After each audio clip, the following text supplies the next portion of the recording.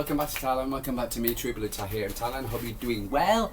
It's 1 Jan here in Thailand. It's Monday and a bit chilly this morning. Well, you know, chilly for me, but it's about not much sun, a bit of cloud. Been doing the leaves this morning, spent a good hour doing those. I thought it was going to rain, but it hasn't. So I just think it's just going to be a cloudy day for a Monday. I think it's a bit of blue sky out there, but still, anyway.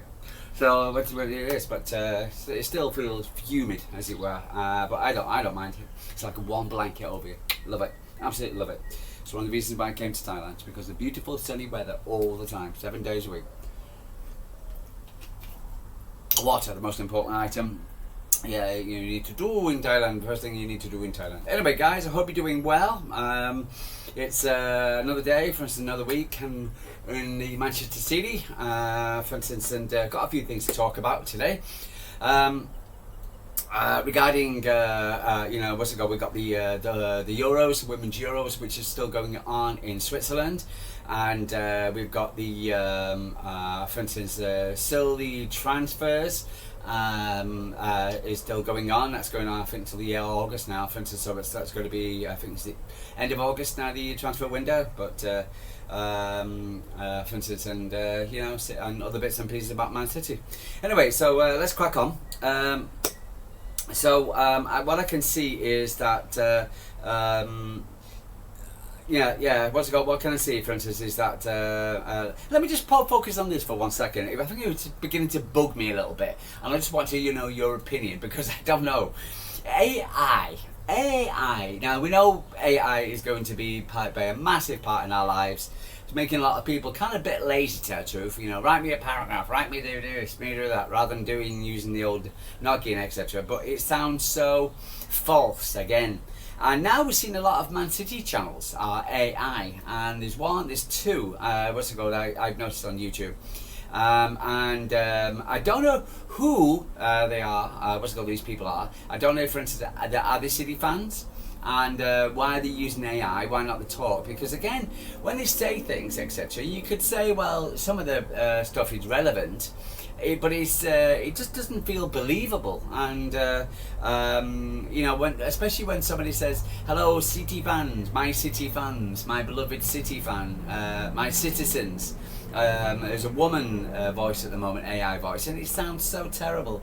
The way she's describing the death of Jota, couldn't say the word Jota, and which I thought was rude. So that bothered me a little bit. And I thought, well, you can't get the name right. So I know you're a computer, but it just seems, if I was making that video and I couldn't say the word Diego Jota, for instance, I would feel a bit, so for instance, and but I know it's relevant stuff, etc., but it just doesn't feel believable when I listen to an AI generated podcast, video cast, or what you want to call them, about it. I don't know what your views are, but it's just bugging me a little bit. It really is.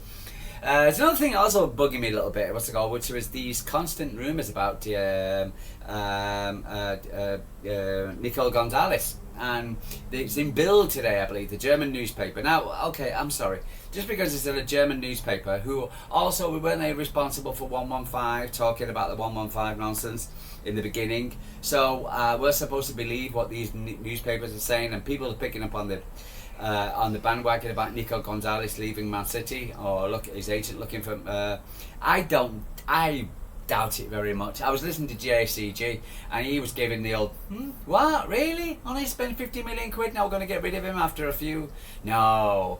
Unless there was a massive, again, there's nothing, again, it's like in life. I think, for instance, when someone says something, I think always people kind of like, well, the possibility, whatever, but it just seemed logic and illogical for me. And I'm going to knock it down. I'm going to say it's not happening. Nico Gonzalez, for instance, regardless if we've got Reinders, people keep saying, and a lot of people say to me, and I see in a lot of newspapers and clips and things, it drives me mad. I listen to a lot of media crap as well, and they always say these words: where's he going to get in? Where's this guy going to play in the football, in the squad? Is he going to get ahead of this guy? Is he going to get ahead of that guy? Now you could say that, but what you need, and it's blatantly obvious, right? blatantly obvious to me, and it's blatantly obvious to most people, thinking people. You need a big squad. You need a big squad of players. So, regardless, would Nico Gonzalez get ahead of Rodri? No. Reinders? No. But the fact is, will he get games? Yes. Now, unless he's very unhappy and he's not getting a load of games and what he expected to pay, and Man City have lied to him and la la la. So, but other than that, I find the whole thing just a bit weird, and I just have a question mark over it. Why would Man City pay 50 million quid for somebody and then just get rid of him after, when he's played, I thought he's been playing very well. For instance, he gives me a lot more confidence. I think, for instance, when it comes to the unks, as it were, would you have him over, say, for instance, the other unks, or Gundogan, or what's the other guy injured at the moment? Would you have him above him at the moment? And yeah, the question is, to me, is not really no. It's Kovacic, Mikhail Kovacic. Would you have him above him? And so I'm going to say no. So I don't see the logic of getting rid of a player so soon. I really don't, and I don't think it's in Man City's DNA to do such a thing. I've never seen it happen before, unless it was a major bust up with Pep or whatever, or the player. But I don't know. All players, especially young players, upcoming players, they all understand the fact that they're playing a big squad. They're going to have to maybe sit on the bench or be left out or whatever. Whether this guy, under the impression that he was going to start every game and was told to start every game, this is what's going to happen, this is what's going to happen, and it's not going to happen, and it's not happening for him, and he's throwing his toys out the pram, which I very much doubt it, because he desperately wanted to play for Man City. So unless you got a nasty agent, I really don't see what that if, for instance, he would leave Man City. So no, I'm putting a big question mark on it completely, about him leaving. Okay, so let's move on from him. So yeah, I agree with JCG. I don't believe he's going to leave, regardless. There's a lot of social media crap. Jack Grealish, £40 million. Estimated sale value. I think we might have to negotiate on that one, bring that one down a bit. But again, I don't think it's the money we're asking for him, it's the salary, and whether Jack will actually change his salary to get a move, because I hope we can get something sorted with him.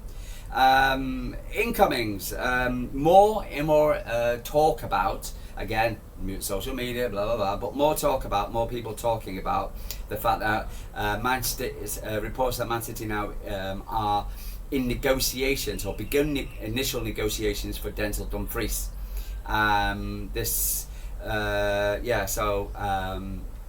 So for instance, I believe that, for instance, this could be something now. I was listening to Typical City, great channel, just really good. He puts all left backs together, he puts the goalkeepers together and compares them the best. He didn't put on Denzel Dumfries on his last video cast, but he basically, for instance, but he did put Wesley on, and as a good alternative to Livramento. I would like to know his impression, or what he's feeling. Would he have Dumfries be high on his charts, or compared to what he said before with Livramento? Nobody's going to be better than Livramento. I'll be very lucky. So how high would he rate Dumfries? I don't know. Over Wesley, I don't know. But again, for the release clause, Dumfries has. I know he's a bit older, but I think, for instance, he could do a job for a season at least. And he's a big guy, and he's also got Champions League experience. So I think I do believe this is a possibility. So, but yeah. So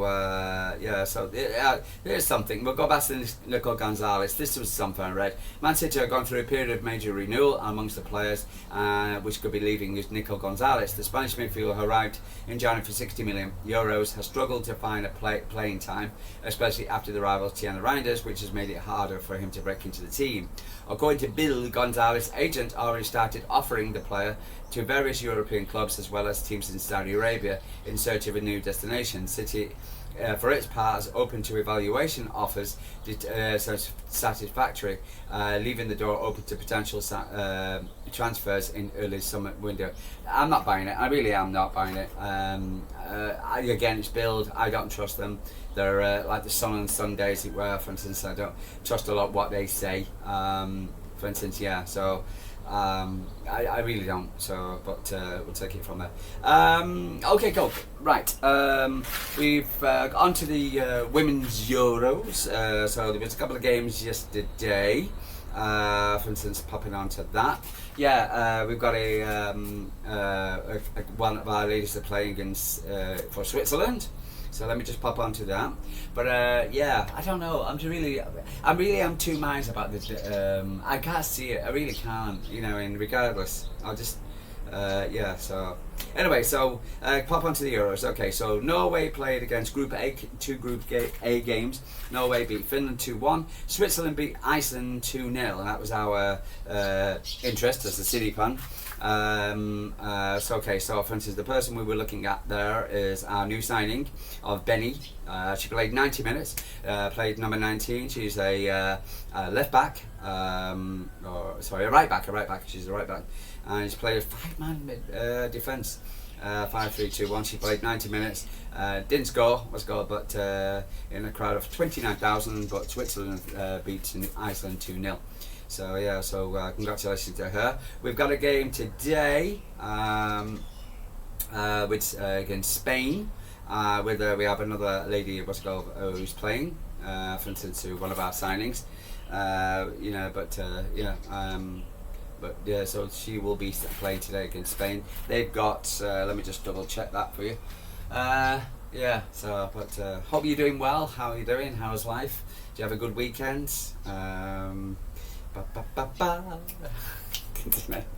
They just love the internet. It comes, stops. Okay, here we go. Emma Beney. Okay, so for instance, she's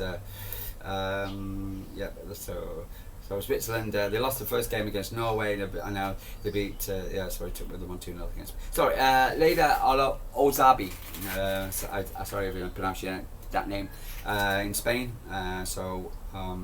They're playing against Belgium at the Arena Turin. 5 o'clock UK time, and so hopefully she'll be playing for the ladies. I hope they're doing well.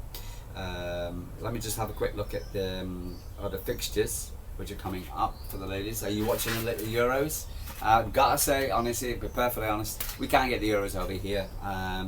So, for instance, I'd love to see it. I'll probably watch it. They're probably more after the group stages. It depends if we can find it over here in some way. So Portugal against Italy is the other game. And so for instance, Germany against Denmark, Poland against Sweden on Tuesday. Wednesday, England against the Netherlands. That's going to be a massive game, and France against Wales. So yeah, it's for the England really need to do it. So the England Viv against Alex. So see what happens there. It's a strange one. For instance, who would you have at right back for Man City at the moment? Again, it's. It is for instance, it would be lovely to get Livramento, but I can't see Man City playing 80 million quid. People keep saying we've got the money and like that. I'm sure we have, but Man City just don't play 80 million quid. Now we got a different sporting direction now. We go with Hugo, for instance, but and he could be a little bit different from Tiki. because Tiki didn't want to overpay for many people, but from the players we've got in so far and how much money, and with the fact that we were negotiating with Turkey, again that the player on loan, who's going to go on loan, for instance, still not been sorted out yet either. So to Lyon, but I really can't see Man City paying more than 50 million euros for 50 million pounds for say for instance for him. I really don't, and I think the Dumfries or Wesley or an alternative, or keep Nunes there as would be probably that's where we'll probably stay. But other than that, that's about it for me today. But not much news going on, but there's always something to talk about City. Let me know what you think about the AI. Are you using AI a lot? For instance, does it sound believable when you're listening to a Man City podcast or videocast or on YouTube? What do you think? I'm not too sure. I really ain't. It's like Arsenal signing a player. Wow! So for instance, signing more than one. Gokaridze. I think there was some City fans upset with City not going for Gokaridze, but why? I mean, personally, I'm very happy with what we've got at the moment up top. The problem is Man City's squad at the moment is just how the hell do we play through the right back, the goalkeeping situation. We hope that get that sorted, and the fact that we can defend, how we can stop the runners running against Man City. And again, Al Hilal was the perfect example. Four shots, 4 goals. And again, why did it get so far? How come these guys can do a run on the players? Because that's exactly what the teams in the Premier League will play: a low block, and then they'll lock the ball over and run on, and then you get these fast wingers, etc. And that's how we concede our goals. So we need to stop that. So getting Gokaridze or whatever, just because he played well in Portugal doesn't mean he's going to settle over here. And I think I'd rather have Mamouche than Gokaridze 100%. But he might turn out well. But it's at least Arsenal finally doing something. So what's the goal? But I still not worried about Arsenal. Just Liverpool. Anything else? Chelsea, no. United, definitely not. Aston Villa, no. I just think it's going to be between City and Liverpool, full stop, the Premier League title, 100%. So, but anyway, guys, going to love you and leave it. True Blue Tie from Thailand. Like and subscribe. Tell me what you're thinking, because I always like to listen to the views of blues. Be nice, don't be nasty. There's no need for that. Life's too short. Anyway, so Story Cat from Thailand, and I'll speak to you tomorrow.